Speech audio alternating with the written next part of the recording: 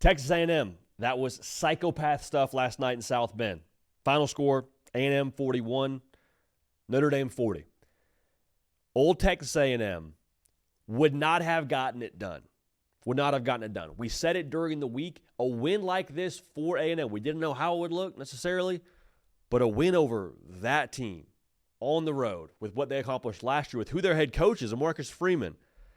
There should be a narrative shift around Texas A&M, and I'll double down again. There was some psychopath stuff you saw from Marcel Reed, from Mike Elko's squad that I think you should be very excited about in College Station. We'll break it down right now, but if you're a Texas A&M fan, there's a lot of picks this week going around. And we've been wrong before a time or two on this show, but tell you what, man, we were dialed in on the Aggies this week. We told you they're going to win the football game. They did win the game. So if you want to be dialed in here to all things college football, all things Texas A&M, if you're an Aggie fan, make sure you are subscribed and follow on the socials, Instagram, Twitter, at JD PicKell. Appreciate you in advance for being locked in. But I'll go back to what I said. How many times did you see throughout the course of really the last, 2, 3, 4, 5 years, A&M be in a big spot, whether it's a big game, whether it's a big play, a big moment, and just faint at the moment of truth. Don't have the juice. Just moments too big, not able to handle it, whatever. Last night, A&M, biggest moment, 4th and goal. Marcel Reed, ice water in the veins, makes a throw, wins the game. That, to me, was the difference. Obviously, the difference on the scoreboard, but that was the difference in what old A&M used to be and what Mike Elko brings to the table. I want to go back to when he got hired. We reacted to it and said, we love this hire. Substance, culture, toughness, grittiness, all those things that, quite frankly, A&M has been missing. It's never been about talent for A&M. It hasn't. And you've said that for a long time if you're an A&M fan, and you felt a little bit funny because you're like, it's not about talent, but however we go win 7, 8 games every year and feels pretty silly at the end of the season because we talked about how many stars we have on our roster, and then we end up coming empty-handed at the end of the season. Mike Elko brings all those things that A&M has been missing, but you actually saw it last night. Now, was it perfect? Absolutely not. Holding penalty that was egregious from A&M on the kick return. A lot of folks in Notre Dame country this morning waking up and saying there was a holding penalty on that last play. Here's all I have to say. When the money was down and it came down to the competitive composure side of things, I saw A&M could have panicked after that holding on the kick return for a touchdown that got called back. Hey, we're good. We're good. Everyone chill. Let's go have a drive. Put this thing together, go win the football game. Could have been a little bit, ahead of their skis at the end of that thing when it comes down to 4th and goal. I saw zero panic from Mike Elko, from Marcel Reed, and also the post-game interview on the field for Mike Elko. I said, did you know it was going to work out that way? He's like, yeah, we thought that might be open. They're going to try and give some extra attention to our guys that have been gashing them all night. Like, yeah, we thought it'd kind of work out that way. Super composed. Now, maybe it was just for the television. I understand that. But, like, Mike Elko was not shocked by what happened last night. Marcel Reed, they were panning to him in the 4th quarter of that last play. He looked cool as a cucumber, man. And I understand a lot of this were taken from just a TV broadcast and a demeanor thing. But I think that's real. Like, I think that's actually what they have internally at A&M. That is a Mike Elko coached football team. That is something you can get used to now when it comes to what A&M is going to be here going forward. Talented, sure. But the demeanor, all those things that it takes to win at the highest level in college football, Mike Elko is bringing to A&M. Now, they're trending that way. I don't know if they're there yet, but they're trending that way. And trending that way was good enough last night to get a win over what I would call one of the best rosters in college football in Notre Dame. Don't let that record fool you for the Irish. Going back to Marcel Reed. Just ice water in the vascular all night long, dude. Like, early on, it looked like maybe Smasher, the Sonic Burger, was on the other sideline for Notre Dame, kind of getting in his head, having him rattled. Dude just kept coming back to the woodshed, just making play after play. Finished with 360 through the air. Made the play, obviously, at the end of the night. But, again, never once looked nervous. Even on 4th and goal, never once looked like the moment was too big for him. I said this before. Psychopath stuff from him, dude. The pulse never got above resting for him. We saw it in his first action a year ago against Florida. Big spot, in the swamp, finds out he's starting that morning, out there for a walk in the park. Saw it in this game. 4th and goal, that's the game. Looked poised, looked good to go, made the play to win the game. You see the difference in this offense, too.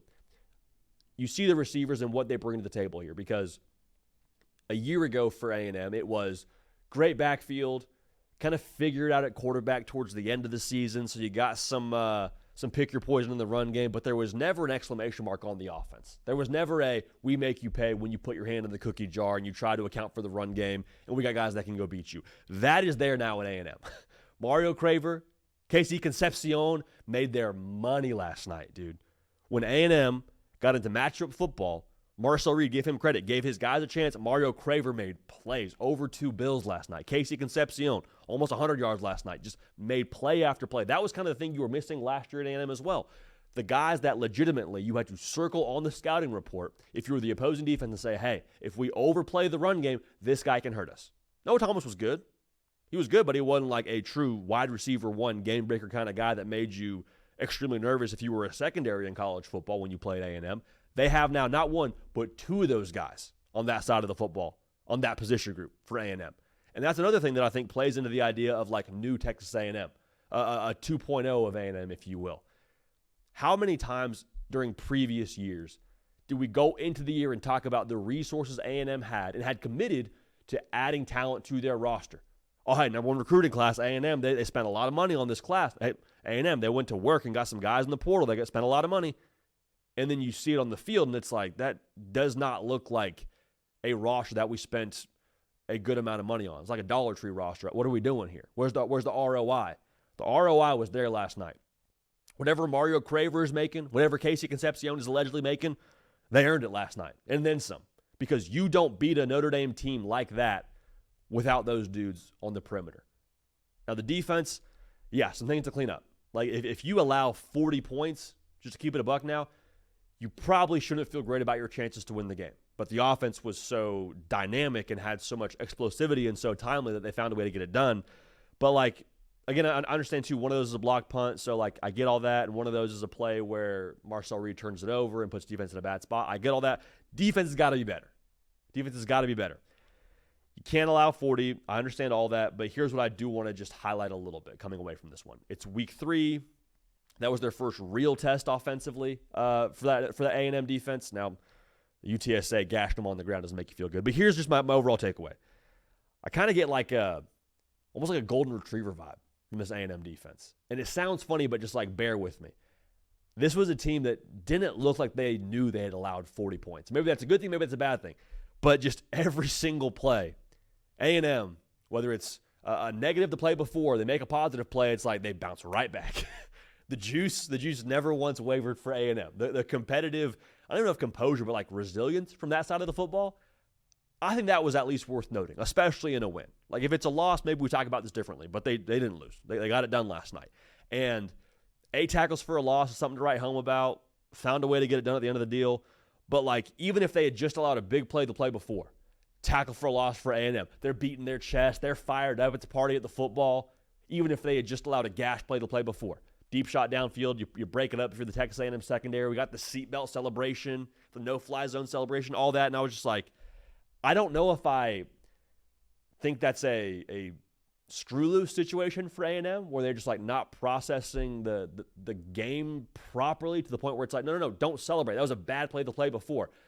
I come away kind of liking it, dude. I come away kind of liking the emotional predisposition to like no matter what, we're going to go play to play, keep the same level of emotional positivity, and we're going to keep it rolling. So I will say this. I'd be surprised if we don't see Mike Elko figure out this defense a little bit more moving into the month of October and November. Because I think as much as Notre Dame, gave you issues, that's still a really talented running back in Jeremiah Love. They clearly made an effort to get him the football. That's still a wide receiving core in Notre Dame that's got some guys that I think are going to have really strong seasons as the year progresses. So you give up 40. I understand 14 of those are kind of a little bit not all the way on the defense, but still, I mean, what is that? You allow 26, still not necessarily winning football, but the juice, the golden retriever just coming back to the well, having a lot of positivity every single time. I don't want to put too much stock into that, but I do think that there is a staying power to that will serve A&M well. So it's a new A&M. It's a psychopath A&M where the moment was never too big. Old A&M would have fainted, not this A&M, found a way to get it done. The narrative shift around A&M football should start to trend more towards a Mike Elko brand of ball than what it has been in previous years, which, again, going back to what we've said the entirety of the segment, composure, toughness, find a way, moment never too big, all those things, that is now what A&M football is trending towards, which is refreshing if you're an Aggie fan this morning watching this video. Which, again, make sure you're subscribed. Caden Smith on the ones and twos, myself, JD PicKell. We appreciate y'all. We love y'all. We'll keep this party rolling. We will see y'all next time.